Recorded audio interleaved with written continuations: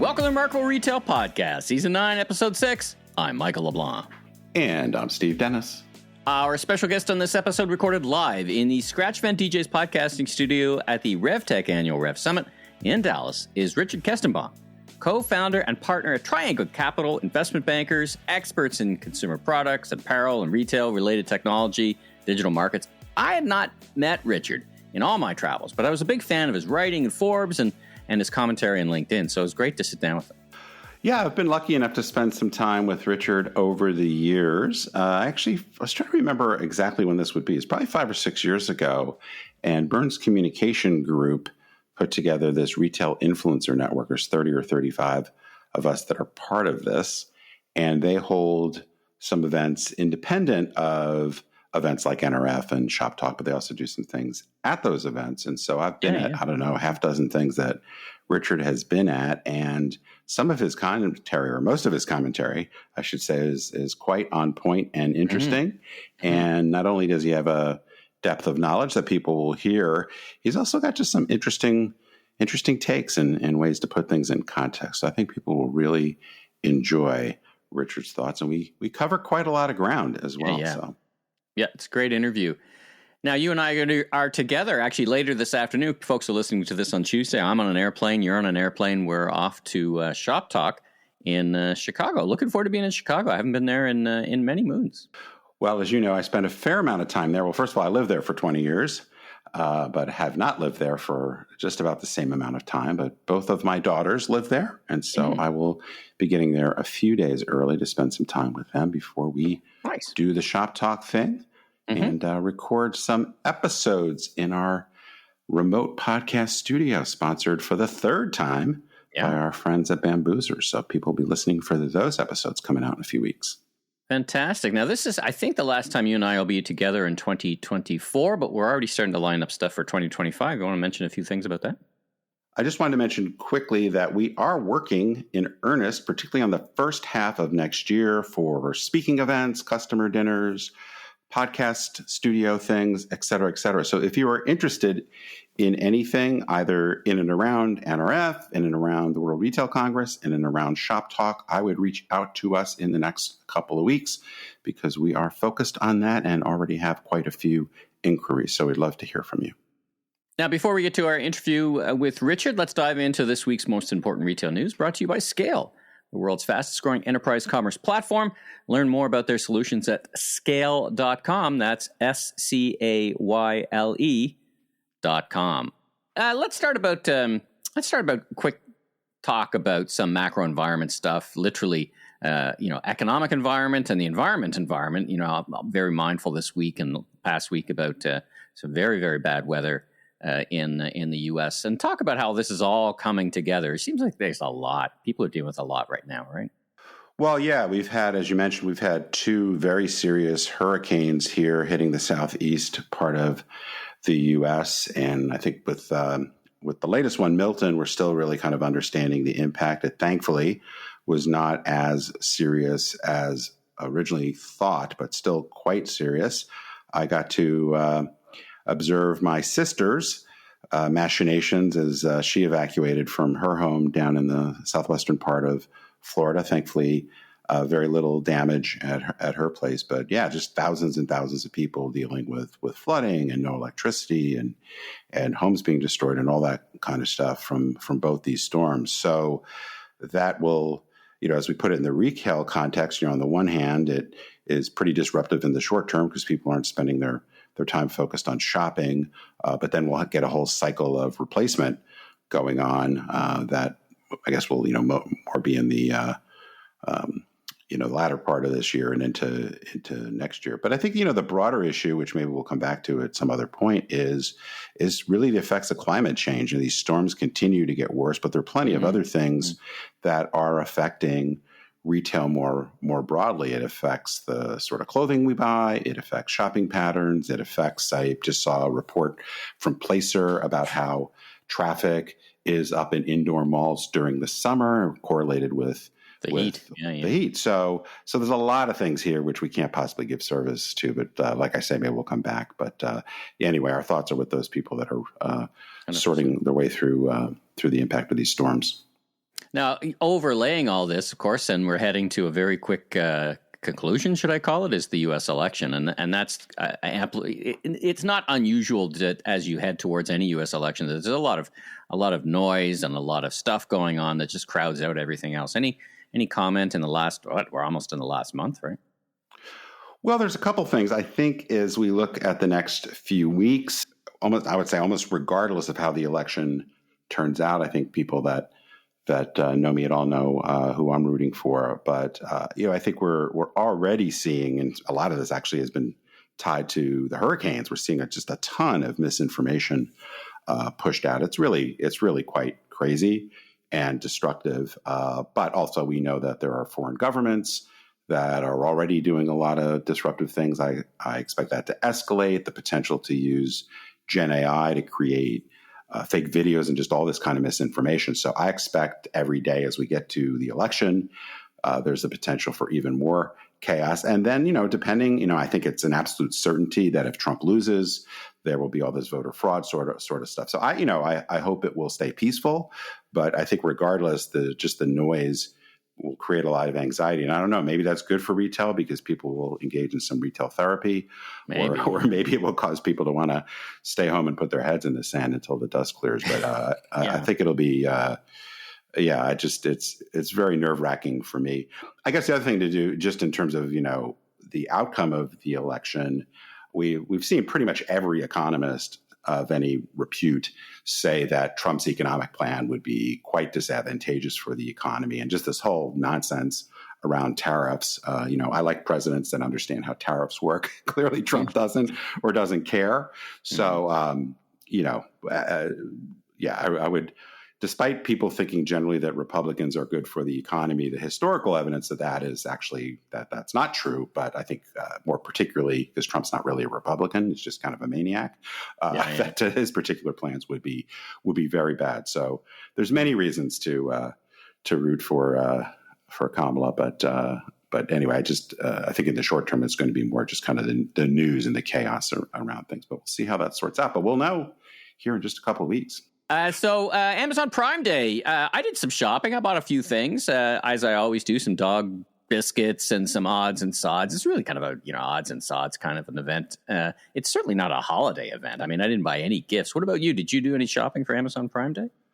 I don't. I didn't, and I don't typically do it. I mean, I often look at some of the deals just to see if there's anything I need. I'm a little bit more if I need it, I buy it. So oftentimes there are things I see, I'm like, oh crap, I probably could have saved a little bit of money if I waited. But anyway, I'm more impulsive, I guess. But yeah, Amazon Prime Day is obviously a big day for volume, as we talked about a couple weeks back. Walmart, Target, others tend to do some things to try to counteract the power of Amazon Prime Day. I think I've mentioned this now probably every year that we've done the podcast around Prime Days. There are always these headlines about Amazon has record sales. And I'm like, all is every year since the beginning of Amazon, every day, every event is a record. The holiday will be a record. Prime Day will be a record. So as I often say, it would only be news if they didn't set a record. So anyway, but it makes for good clickbait. But I did see one piece of data that I think is interesting. Like I don't think so-called success on Prime Day says much about how the fourth quarter or the holiday is going to turn out. And actually, there's a little bit of support on that, which is that research shows that only about 1/4 of respondents or people that shopped on Amazon Prime Day bought holiday gifts. So I think it's a bit of a stretch to say this is really kind of early Christmas. I think it's more shopping for themselves or just things people need. All right. Well, consistent with or coincidental to having Richard on the pod, it's a great theme for the episode, I guess. Lots of transactions going on in the retail space. Where do you want to start? Yeah, we had a few just this past week. The one that I don't know if it was unexpected really, because we have seen and continue to see a lot of luxury consolidation. Earlier in the year, we had Coupang buying Farfetch. We've talked about the Saks Neiman's deal, which is still remains to be closed, but looks like that's going to happen. Tapestry and Capri also look like that's going to close. But My Teresa is buying YNAP. YNAP is an acronym for Yoox Net-a-Porter. So Yoox and Net-a-Porter, as folks might know, were two of the early pioneers in luxury e-commerce. They joined together a number of years ago now. They were acquired by Richemont, the big luxury conglomerate, primarily in the watch business. But as I think we touched on when we were talking about the Coupang Farfetch deal, Farfetch was originally going to buy YNAP. That fell apart. So, I mean, there's a lot of backstory to this I won't go through. But anyway, the net of all of this is Mytheresa, which is quite a bit smaller than YNAP, is acquiring them from Richemont. Richemont will, as part of the equity deal, will keep 30 or get a 33% stake in Mytheresa, so they'll still have a continued interest in it. But I think, this is just part of what we're seeing across a lot of retail, which is where segments aren't growing and where there's quite a lot of competition. These competitors are joining forces to try to get those economies of scale and scope because they are finding it harder and harder to drive the top line. So Mytheresa, one of the more successful companies, as we've referenced before, we talked to Michael Klieger, their CEO, a couple years back. So I don't know if this is going to be a sign of more deals to come, but it wouldn't surprise me. Speaking of deals and the luxury segment here in Canada, Moose Knuckles, are you familiar with them? They're like a fashion forward. Yeah, I think so. I think in the spirit of sort of provocative Canadian-based retailers, we actually have an episode coming up on that, but not with the Moose Knuckles folks. But anyway, what's going on with Moose Knuckles? Moose Knuckles, well, it has been purchased in a strategic partnership with Bosedeng, leading Chinese down apparel company. And as part of that, the co-founders, Eyal and Noah, are moving out. So that's a big, they started Moose Knuckles in 2009. I've interviewed both Eyal and Noah, great guys, very forward-thinking and very edgy kind of brand. They live that life as well. So congratulations to them. But look for big things from Moose Knuckles because they...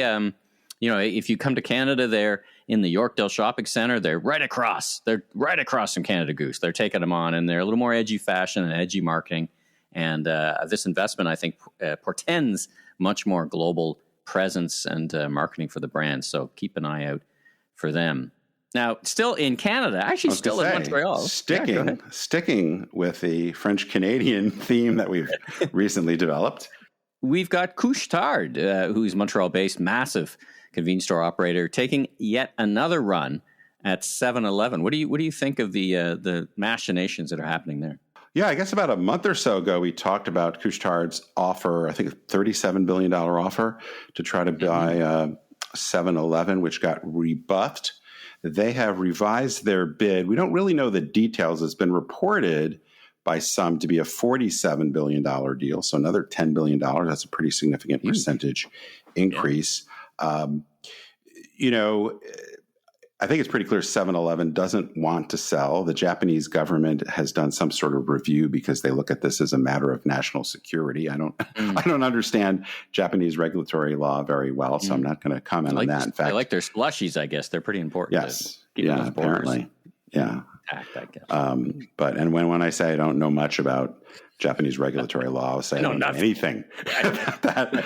But 7-Eleven is trying to rebuff them. One of the things they're doing is reorganizing some of their non-core operations to try to shore some things up. But overall, the performance, I think just generally in the convenience store segment across the world has been kind of tough. I think, non-essentials as well as a lot of competition. So we shall see. But it definitely looks like the Couche-Tard folks are very keen to try to make this happen, but at this point, I don't know that I've got any wagering on whether it will actually take place or not.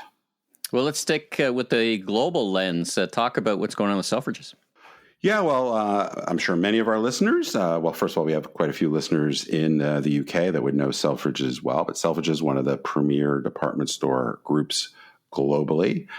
They have 18 luxury department stores across 3 countries. So Selfridges in the UK, De Bijenkorf in the Netherlands, and Brown Thomas and Arnott's in Ireland. They are getting an investment from the Saudi Sovereign Wealth Fund. The Saudi Wealth Fund will have a 40% stake in Selfridges. The balance of Selfridges ownership is by Thailand's Central Group. And just kind of one of the interesting facts when I was reading about this story is that it is now the case that the UK's 3 most famous department stores are now controlled by overseas owners. So we have the Qatari investment group that owns Harrods. We've had Harrods CEO on the show. If you want to check that out, last spring. Hong Kong's Dixon Concepts controls Harvey Nichols. And yes, as I just said, the Saudis and Thailand Central Group now controlling Selfridges. So we'll see what this portends. Selfridges has been trying, as many department stores have been doing, to try to kind of right the ship and get on a better trajectory. So we'll see if this helps them. Well, lots going on in our lives and in M&A, so I couldn't think of a better episode. The news just matches so well with our interview with Richard, so we kind of get behind the scenes and see how that industry thinks about what's going on in retail. So let's get to our interview with Richard, and thanks again to our friends at Scale.com for supporting us on sponsoring the news. Richard, welcome to Remarkable Retail Podcast. How are you doing this morning? We are here live in Dallas at the Scratch Events DJs podcasting studio at RevTech. That's a long introduction, but how are you? I'm great, thank you. And thank you so much for having me. I've read your stuff, and I think it's just so interesting. So I'm really honored to be here with you guys, and great, of course, to be here at the RevTech conference. Fantastic. Well, let's talk about you for a little bit. Who are you, and what do you do for a living? What's your story? And talk a little bit about your personal and professional journey. Sure. Well, I'm Richard Kestenbaum, and I'm a co-founder and partner at a firm called Triangle Capital. I've been doing mergers and acquisitions for my entire career, which is over 40 years. And I started on Wall Street, and I went to business school at a well-known Eastern business school that someone here would know. And then I went to work on Wall Street, and I grunted away there for a long time. Eventually, I became a partner at a big firm called Drexel Burnham Lambert. And over time, my partner and I started this firm, and we're called Triangle Capital, and both of us came out of big firms on Wall Street. So let's talk about that for two things. Were you always oriented towards business, math, sciences kind of person? Was that kind of a path from early on when you were even a kid? Was that always kind of your direction? Everyone in my family was in business, so we didn't have any doctors or lawyers or artists or anything like that. And so it just Social media influencers, TikTok, none of that. When I think back, I think a lot of those people could have been really creative people in other ways, but that was the internet. That was the environment we were in, and so I didn't know those were choices. So here I am. So let's talk about Triangle Capital. What makes it remarkable? You decide to start this own entity. Is there a particular perspective or philosophy that you said we can find a niche or we can play, and talk about that for a little bit? Sure. Well, first of all, I want to comment on your use of the word remarkable. I think that is truly remarkable. It's so interesting because what you're saying, I think, is don't think about the least that you need to do. Think about how do you really please your customers. And I think that's such a great theme to run through the things you write, the things you talk about, and what we'll talk about here today, I hope. And so thank you for asking me. It's just a little odd to me. It strikes me as odd. Let me tell you why I'm remarkable. No, I don't know that I can do that, but I'll tell you what we think about and what we thought about when we created Triangle Capital. I think my partner and I worked for a number of different firms in our careers before we started this business 20 years ago. And what we found was, on Wall Street, if someone will pay you a retainer, you take on the assignment. And I used to say to my employers, what if we didn't take every retainer and we only worked on the deals that we were really comfortable would close? And that would allow us to get rid of a lot of overhead and a lot of management attention that doesn't serve us because the deals don't get completed. And they said, I always got the same answer. You're stupid. Go back to work. So when we started the firm, we said, let's be more disciplined.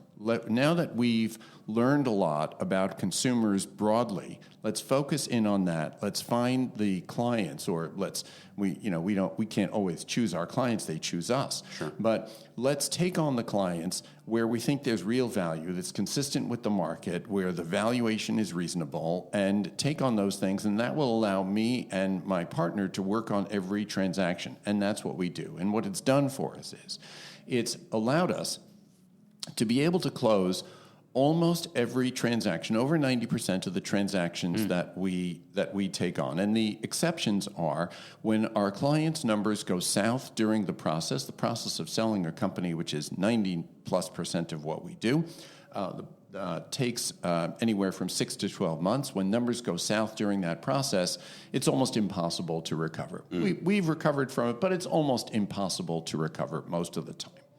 So our close ratio is really what makes us unique, and that's underpinned by the discipline of what we start with, what clients will take on, and that's driven by the ability to apply our personal expertise to transactions, to be in the room when negotiations and meetings are happening and understand who's really motivated to buy this company and who can we get the highest value from. And ultimately, that leads to getting higher values for our clients, and that leads to closed transactions, and that is the name of the game. Makes a lot of sense. I've known you for so many years, and I don't know that I actually understood that about your firm and what you do.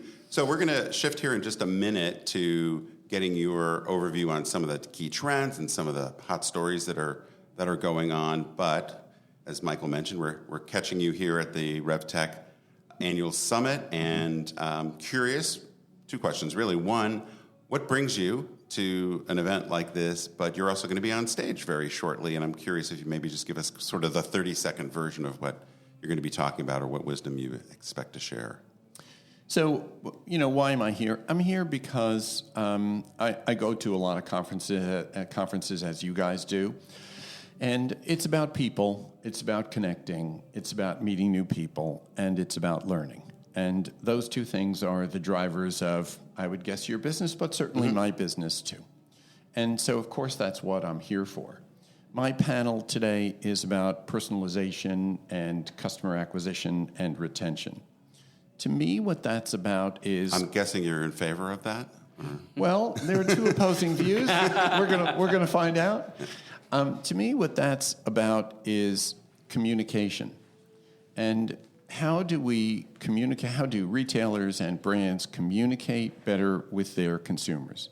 More efficiently, more effectively. And part of that is about technology, and part of that is about are we saying what our customers want to hear? And all of that is wrapped up in what we say, how we say it, and the technology that we use. We are going through an incredible technological transformation and upheaval, and it's happening in thousands of different pieces because it's so big and so complex. And so there's just a ton of things to talk about on those things and so much to know, and it's happening very fast in many different directions. So, the more I can know, the better I am, and that's why I'm here. Excellent. Let's follow up. I want to follow up on one thing. If you and I were sitting here, if the three of us were sitting here 15 years ago, would we be saying the same thing about the amount of change and the increasing technology? I mean, we were at the dawn of the age of mobile and the age of cloud. Is this kind of a constant now, or is the pace in your experience over the time picked up? Is the tenor, does it just keep going and going and just keeps getting faster and faster? So the nature of retail, of course, is where it's where business meets consumers. So consumers are always changing, so retail's always changing. So yes, 15 years ago, we would have said, yes, the pace of change is incredible. But the nature of change that we are seeing now is different than it has ever been in my career, because so much of it is about technology and what will technology do, and how can we use technology not to replace people, although that will happen too, but how can we use technology to help people do their jobs better? And it's also about culture. How will culture allow technology to evolve. There's a lot of fear about technology, and there's a lot of resistance to change. That's part of human nature. And change creates anxiety, and technology brings change. So how do we deal with that anxiety?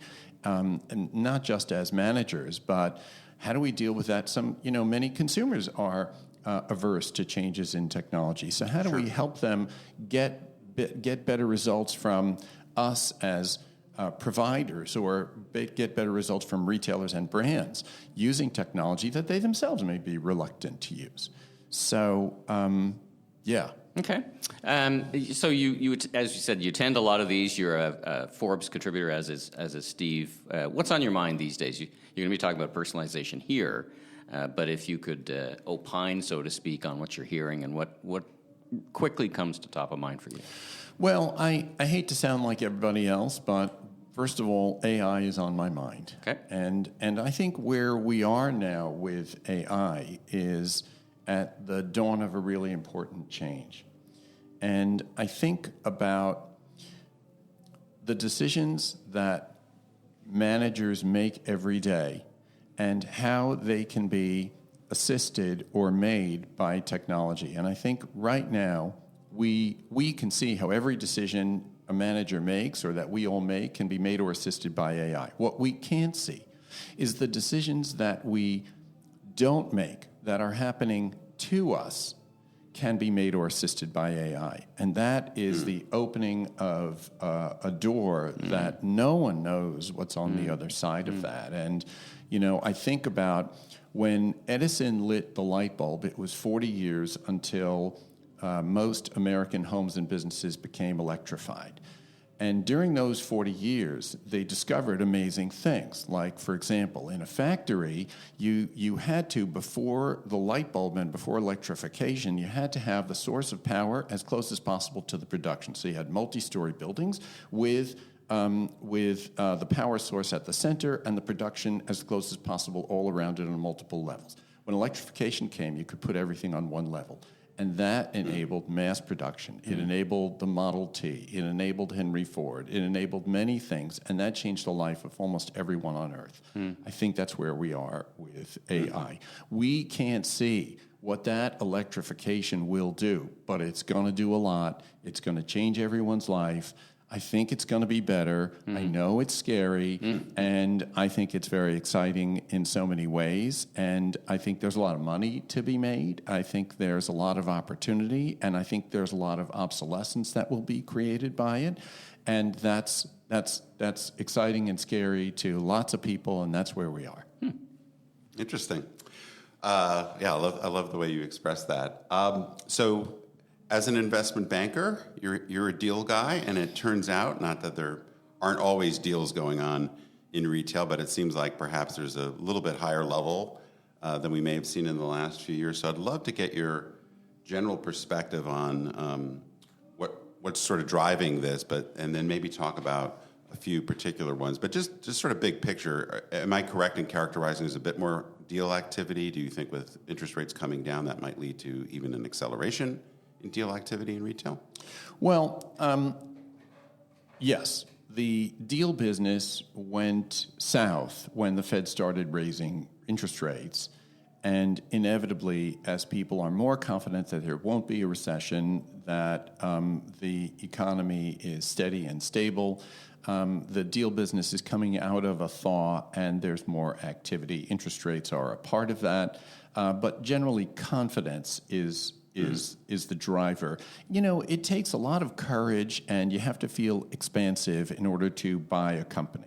You have to really believe in the future, and that takes comfort with the current environment. And so it's inevitable that all those things happen at once. Doesn't happen quickly, but it happens all together. And so you see frenzies of deals, and then you see a desert of deals. And if you're in the M&A business, it's very easy to. It's a cyclical business, and you have to learn to live with that. It's easy to get disheartened when it's crummy, and it's easy to say, "I am the greatest genius in the world," when the business is great. But you have to keep an even keel about that, and you can't do either of those things. You can't believe your own press when it's great, and everybody in the M&A business struggles with that every day. Sure. All right, so let's kind of get into the relatively hot take section of the program here and talk about a few deals that are Sure. in process or perhaps on the horizon. So we're here in Dallas, where Neiman Marcus was founded, and quite a lot of this, I can tell you both as a former Neiman Marcus executive, but also just because of where Neiman Marcus is in the cultural zeitgeist, so to speak, here in Dallas, that there's lots of interest in whether the Saks-Neiman's deal is likely to go through and what that might mean for the future of the brands, the future of the companies. What's your general perspective on that deal? I think it's hard to talk about that deal without first talking about department stores generally. And what do consumers want? We never talk about department stores on the podcast, so this is good. So what do consumers want? Why is this such a time of struggle for department stores? And I think it is fundamentally driven by a number of things. One of those is consumers want authenticity and they want identity. And they've gone from, when I was a young man, walking into a store seeking status to seeking a relationship with the brand. And they want products that reflect their personal values. Department stores were built to be encyclopedic in the way they carry product. And that makes it fundamentally challenging to have the kind of personal values identity that consumers are seeking now. So it's not surprising that the convenience of department stores, which makes so much sense, find everything in one place. What's wrong with that? It's a great idea. But the problem with it is it's not really what consumers are looking for now. Do they want convenience? Yes. But they can find convenience so many other ways, especially online, especially on Amazon. When you know what you're looking for, you don't need to go into a store. You can, do it in your bathrobe at 11 o'clock at night sitting on your couch. So that's a fundamental challenge for department stores. And what that says is the department store industry is mature. And mature industries have low growth. They have consolidation. Consolidation is a feature of mature industries. And so it makes sense then that department stores would need to get together, would need to cut stores if they want to survive. What would make even more sense if department stores would go where consumers are. I don't mean physically, but to create brands and identity that they can make in small enough pieces that consumers can have personal identification with them. Right. But in order to do that, they need to be completely different organizations. They need to be completely different cultures. And there just aren't that many companies that can do things like that. When I look at, I know I'm going a little off topic. I'll do it for 30 seconds if you don't mind. Yeah. When I look at Amazon, I say to myself, Amazon should not exist. Sears was the biggest department store, the biggest retailer in the world in its heyday, and it had everything it needed to become Amazon.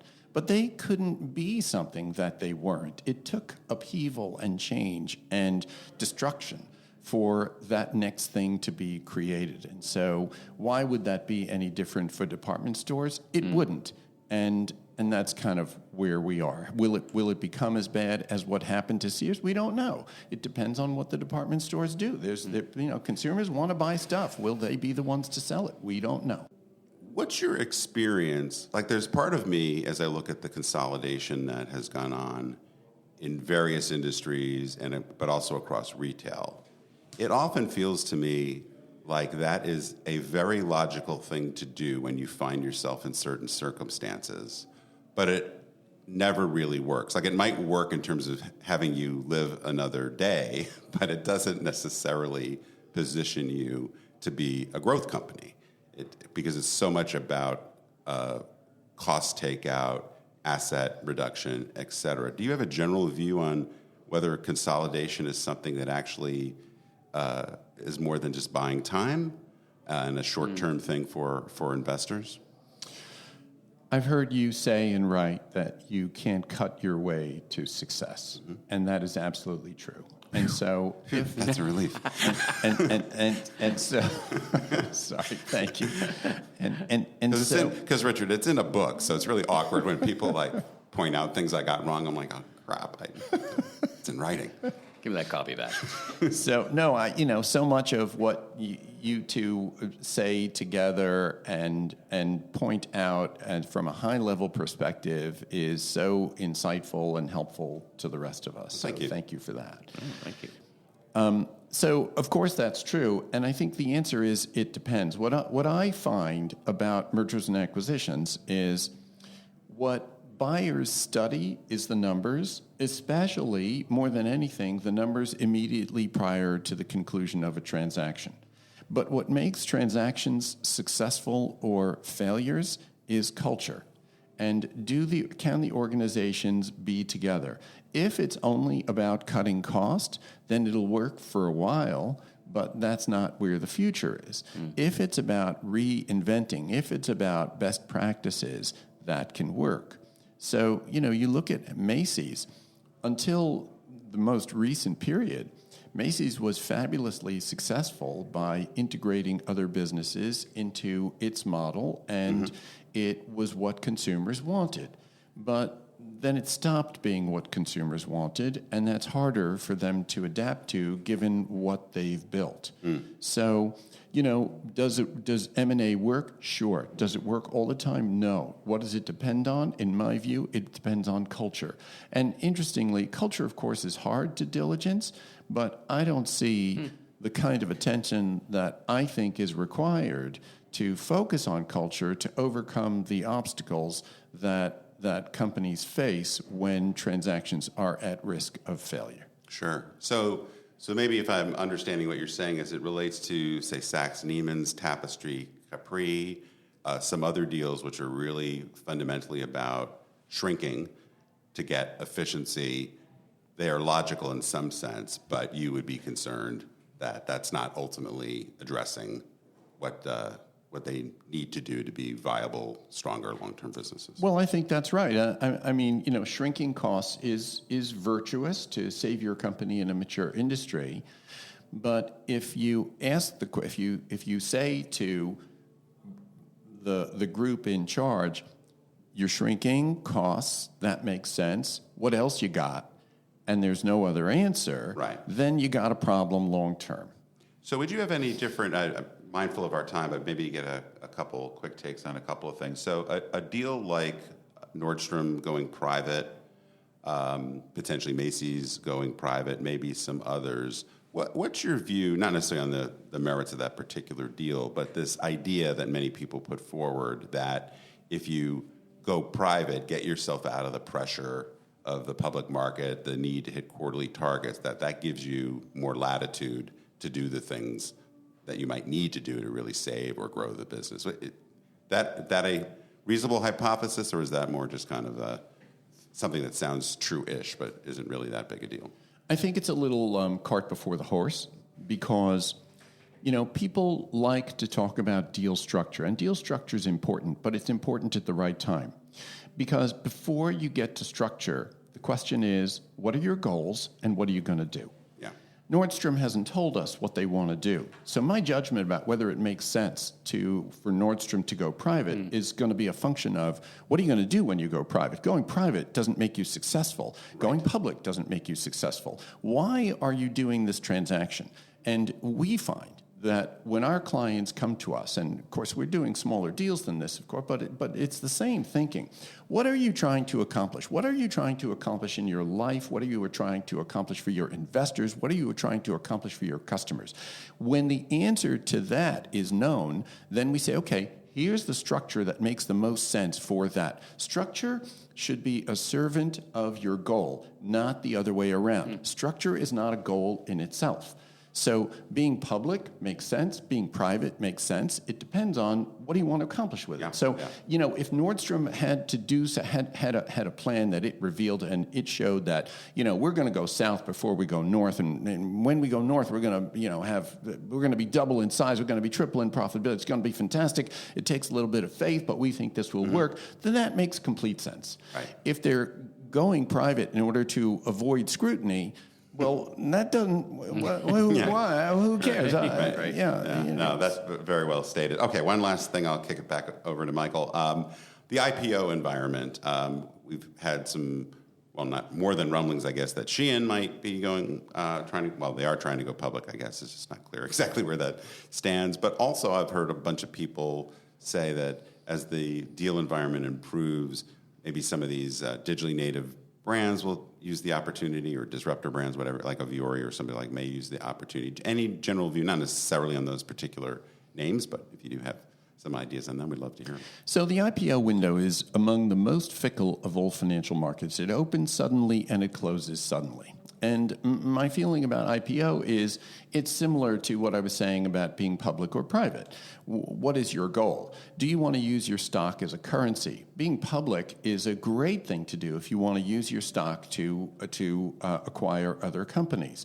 But you have to then have a strategy for maintaining your stock price. When an IPO is a goal in and of itself, you often see that the stock price languishes after the going public transaction, and then you've sort of defeated the purpose. Yes, you got some money out, and you got a very good price because you sold it retail, and that's fantastic, but did you really do a service to your shareholders, or did you take advantage of them? And what's your goal there? Are you, if your goal was to take advantage of your shareholder, well, okay, great, that's fantastic. But if your goal is to build your company in a particular way that allows your employees, for example, to have liquidity with an equity interest that they'd use as an incentive, then going public is a great thing to do. Yeah. All right. Well, let's wrap up with another set of hot takes. The holiday. The holiday's almost upon us, or we're on the cusp of it, so to speak. We had Halloween summer, and we've got all kinds of different things happening. What's your take on the holiday this year? How do you think it's going to be for retail? Well, I think you can't get to holiday without going through an election. And one of the things I want to point out in my observation is that people talk and think and care a lot about politics, but I don't think it really affects the retail environment the way that I would normally expect. People seem to always breeze by it when in one way or the other.